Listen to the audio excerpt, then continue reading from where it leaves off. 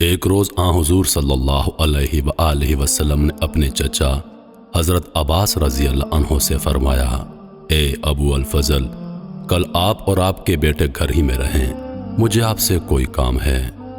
حضور صلی اللہ علیہ وآلہ وسلم ان کے گھر چاشت کے وقت پہنچے اور فرمایا، السلام علیکم۔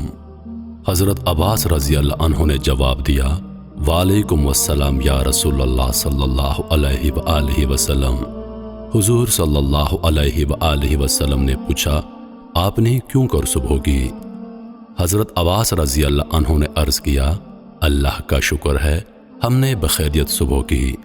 یہ سن کر حضور صلی اللہ علیہ وآلہ وسلم نے فرمایا، میرے نزدیک ہو جائیے۔ حضرت عباس رضی اللہ عنہ اور ان کے بیٹے قریب ہو گئے تو رسول اللہ صلی اللہ علیہ وآلہ وسلم نے انہیں اپنی چادر مبارک سے ڈھانپ کر یہ دعا فرمائی، اے اللہ، یہ میرے چچا ہیں، میرے باپ کے بھائی، یہ میرے اہل بیت ہیں، تو ان کو جہنم کی آگ سے یوں چھپانا جس طرح میں نے ان کو اس وقت اپنی چادر میں چھپا لیا ہے۔